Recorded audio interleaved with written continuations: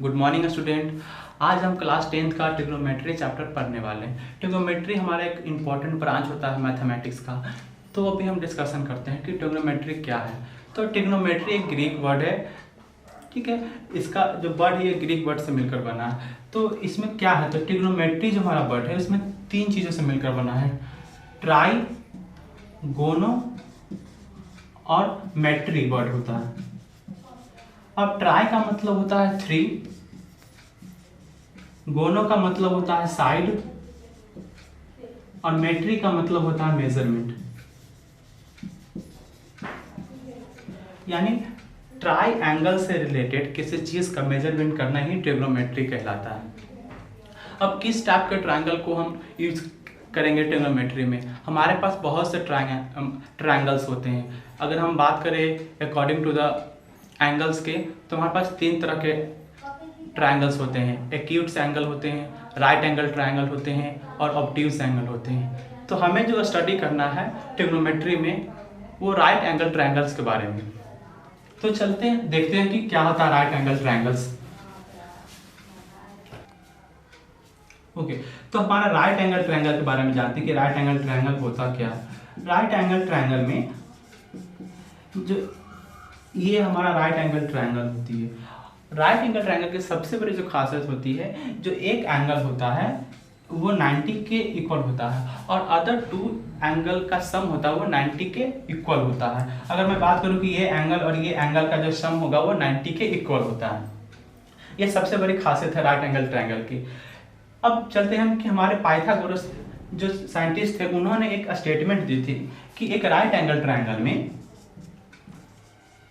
जो सबसे बड़ी जो साइड होती है उसका जो सम अदर 2 साइड के इक्वल होता है।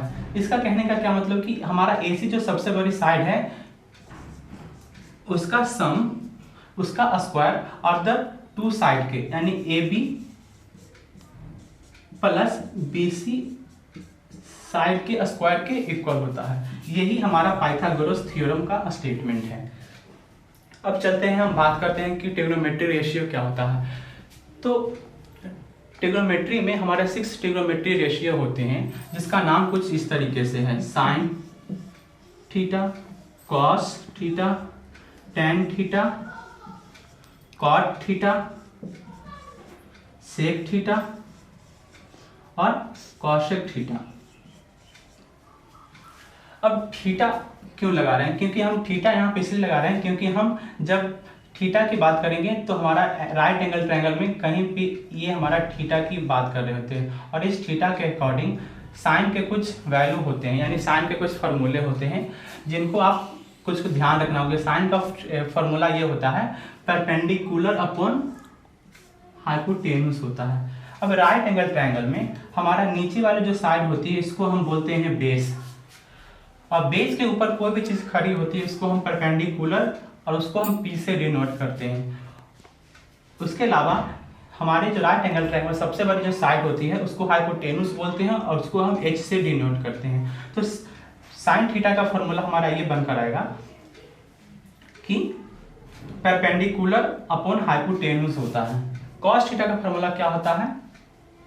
तो कॉस थीटा का फॉर्मूला हमारा यहाँ पे ये बनता है कि बेस अपॉन हाइपोटेन्यूस होता है। बेस नीचे वाला बेस और हाइपोटेन्यूस जो लॉन्गेस्ट साइड होती है राइट एंगल ट्रायंगल की, तो हम यहाँ पे B अपॉन H बोल सकते हैं। अब टेन थीटा क्या होता है?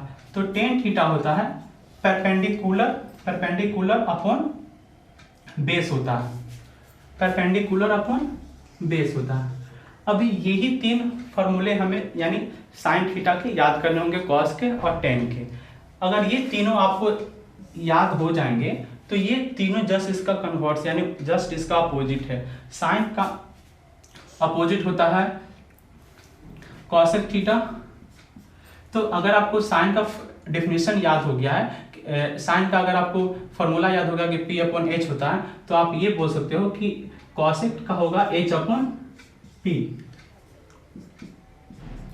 अगर आपको कॉस का अगर फॉर्मूला क्लियर है कि B अपॉन H होता है, तो आप यहाँ पे सेक का भी लिख सकते हो कि जस्ट इसका अपोजिट होगा यानी H अपॉन P।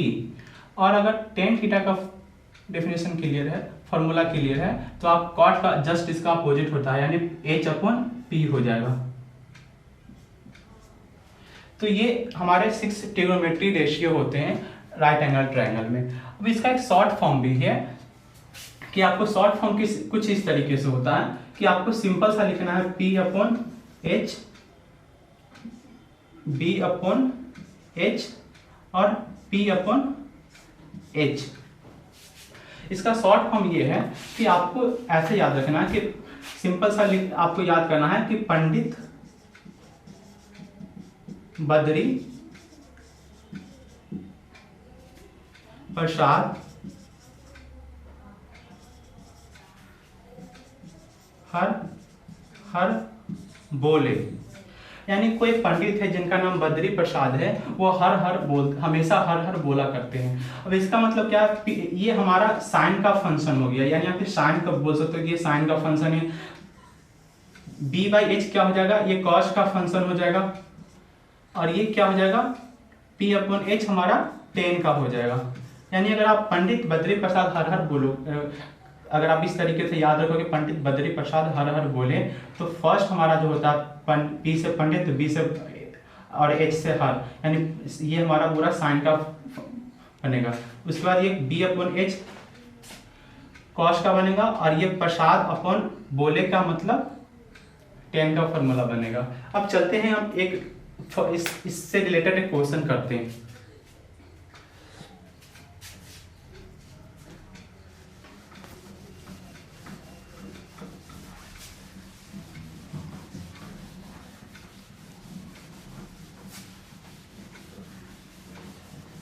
तो अब इससे रिलेटेड क्वेश्चन कैसा बनेगा, तो इससे रिलेटेड एक क्वेश्चन ऐसा आ सकता है कि if sine theta equals to 3/4,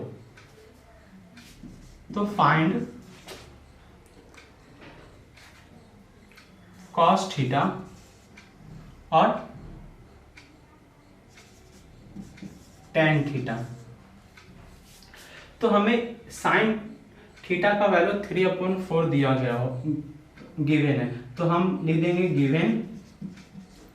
अब सबसे पहले एक डायग्राम बना लेते हैं राइट एंगल ट्रायंगल, जिसमें एक एंगल 90 हो गया, और यहाँ पे थीटा हम इसको कंसीडर कर रहे हैं। तो अब साइन का फॉर्मूला क्या होता है, 3/4 होता है। साइन का क्या होता है फॉर्मूला, तो हमको मालूम है कि P/H होता है। परपेंडिकुलर इसमें कौन काम कर रहा है, यहाँ पे 3 गिवन है और हाइपोटेन्यूस हमारा 4 दिया हुआ है। तो अब हमें इसमें क्या फाइंड आउट करना है, 2 रेशियो दिया हुआ है, तीसरा हमें फाइंड आउट करना है। तो हमें according to the Pythagoras theorem चलेंगे कि AC का जो स्क्वायर होता है वो BC के स्क्वायर प्लस AB के स्क्वायर के इक्वल होता है। ठीक है, अभी AC हमें ऑलरेडी गिवन है कि 4 दिया हुआ है, तो 4 का स्क्वायर प्लस BC हमारा क्या गिवन है नहीं, तो हम इसको ऐसे ही रहने देंगे BC को, प्लस AC क्या हमारा दिया हुआ है इस क्वेश्चन में, हाँ AC हमारा 3 दिया हुआ है, तो हम यहाँ पे 3 का स्क्वायर कर दे रहे हैं। ओके, 4 का स्क्वायर होता है 16, BC ऐसे ही हम इसको कंटिन्यूस करेंगे, और 3 का स्क्वायर होता है 9।